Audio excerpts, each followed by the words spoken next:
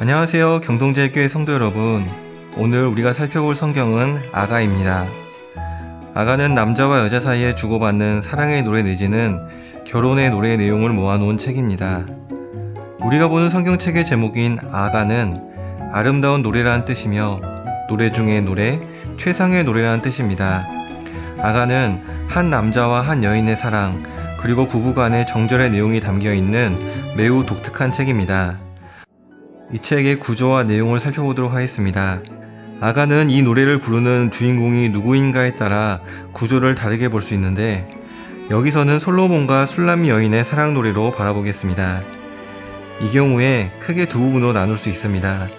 첫 부분은 1장에서부터 5장 1절까지로 결혼하기 전 과정부터 결혼의 초반부를 다루고 있습니다. 1장에서 3장 5절까지의 부분은 솔로몬은 계속해서 술람미 여인에게 사랑을 간구하여 술람미 여인과 결혼하게 됩니다. 3장 6절에서부터 5장 1절에는 결혼식 장면과 이 둘이 누리는 행복한 신혼생활이 묘사됩니다. 이어지는 두 번째 부분은 결혼 후 시간이 조금 지난 때의 상황을 묘사합니다. 5장 2절부터 7장 9절 전반부까지는 사랑의 위기, 권태기를 묘사합니다. 하지만 이 둘은 이 문제를 극복하였고 7장 9절 후반부부터 8장은 사랑의 성숙을 보여줍니다. 아가가 우리에게 주는 교훈과 메시지를 살펴보도록 하겠습니다. 아가는 특별히 육체의 아름다움과 육체적 사랑에 대한 묘사가 많이 등장합니다. 하지만 아가는 이러한 것들만을 찬양하기 위한 책이 아닙니다. 오히려 남녀 간에 이루어지는 사랑이 얼마나 고귀하고 순수한 것인가를 알려줄 목적으로 쓰여진 책으로 볼 수 있습니다. 여러 내용 중 몇 부분을 살펴보면 이렇습니다. 남녀 간의 사랑이 서로를 염려하고 위해주는 것임을 강조합니다. 또한 사랑은 서로에 속해 있는 것으로 세상의 그 무엇도 갈라놓지 못함을 강조합니다. 아가에서 남녀의 사랑으로 묘사되는 것은 하나님과 이스라엘 백성 간의 사랑이 얼마나 순결하고 고귀한 것인가를 우회적으로 가르치고 있다고 볼 수 있습니다.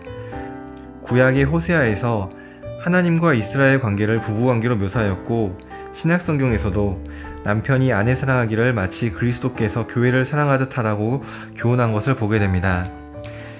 이를 볼 때 아가의 메시지는 사람들과의 사랑과 결혼이 어떠한지를 보여주는 1차적인 교훈으로부터 하나님의 사랑이 어떠한 것인가를 보여주는 차원 높은 교훈으로 나아가고 있다고 할 수 있습니다.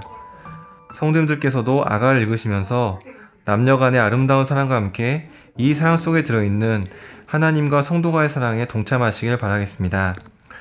바이블 프로젝트 영상을 시청하시겠습니다. 아가서. 잘 알려져 있긴 하지만 충분히 이해되지 못하고 있는 성경의 책이죠. 이 책은 총 8장의 사랑시로 되어 있으며 도입과 결론은 있지만 엄격한 형식의 문학적 구성은 아닙니다. 이는 아가서가 시 모음집이기 때문인데요. 분석하거나 분해하기 위해서가 아니라 물 흐르듯 전체를 읽고 단순히 즐기도록 쓰여진 것이죠. 첫 줄은 이 책을 노래 중의 노래라고 하는데, 이는 거룩 중의 거룩 또는 왕 중의 왕 같은 히브리어 관용구로서 히브리어로 가장 좋은 것을 표현하는 방법입니다. 즉, 아가는 가장 아름다운 노래인 거죠. 다시 첫 줄을 보면 솔로몬의 가장 아름다운 노래라고 하는 걸로 보아 그가 저자일 수도 있을 것 같습니다. 어쨌든 그의 이름으로 책이 시작되니까요. 그러나 읽을수록 발견되는 건 나의 사랑이라고 불리는 여성의 목소리가 주로 나온다는 겁니다. 남성의 목소리도 나오지만 솔로몬은 아닌 것 같고요. 솔로몬은 이 시에서 몇 번 언급되긴 하지만 절대 화자는 아닙니다. 또 솔로몬이 700명의 아내를 두었다는 사실을 기억한다면 그가 이 책의 저자라고 보는 건 매우 이상하겠죠. 아가서의 연인에게는 서로가 서로에게 유일한 존재인 걸로 보아 솔로몬의라는 표현은 아마도 이 책이 그의 지혜 전승의 일부라는 뜻으로 보입니다.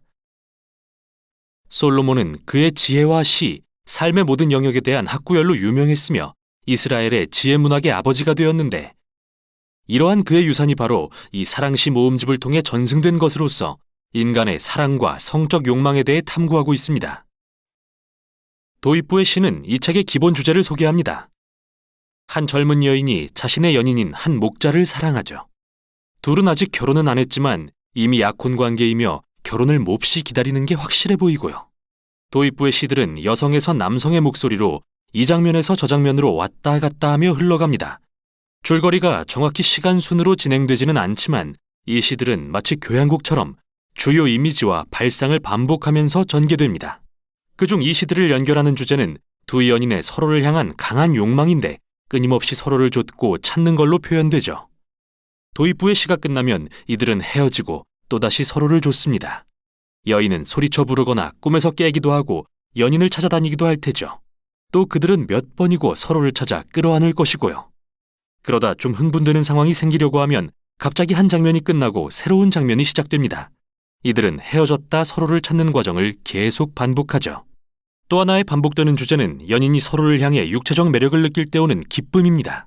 둘은 여러 번 잠시 멈춰서서 서로를 정교한 은유적 표현으로 묘사하는데요. 여기서 알아두면 도움이 되는 사실은 히브리시의 이미지와 은유적 표현은 대부분 시각적이지 않다는 겁니다. 만일 이들이 묘사한 은유적 표현대로 그림을 그려본다면 정말 이상한 그림이 완성될 텐데요.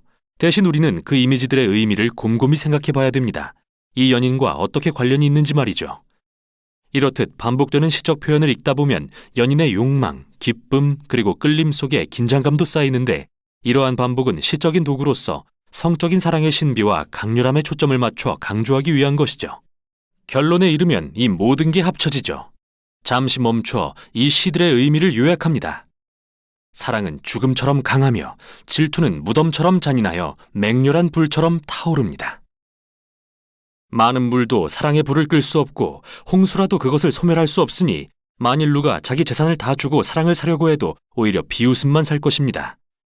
이 시는 사랑의 힘과 강렬함을 강조합니다. 얼마나 아름다우면서도 위험할 수 있는지를 말이죠.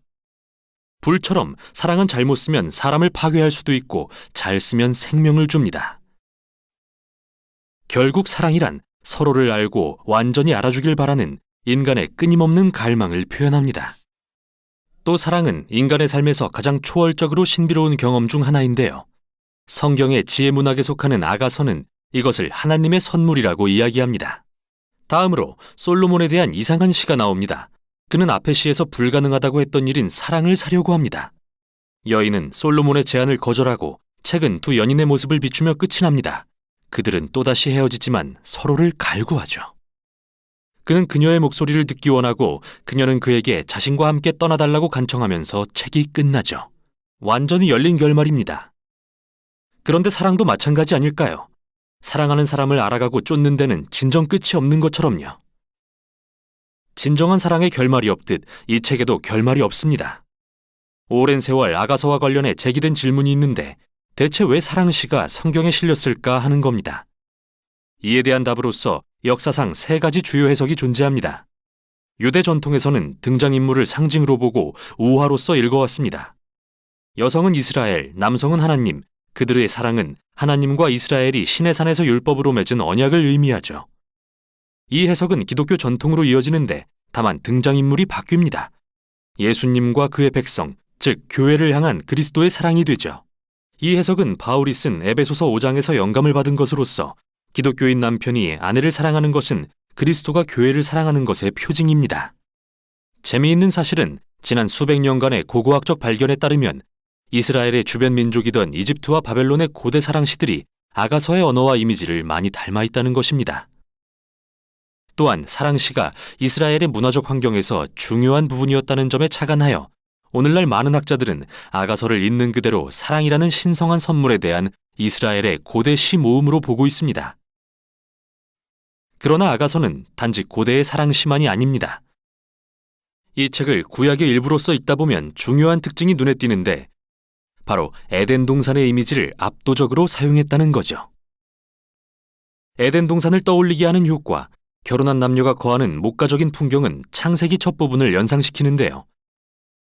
벌거벗어 상처받기 쉽지만 서로가 온전히 연합하여 안전한 남녀의 모습도 그렇죠.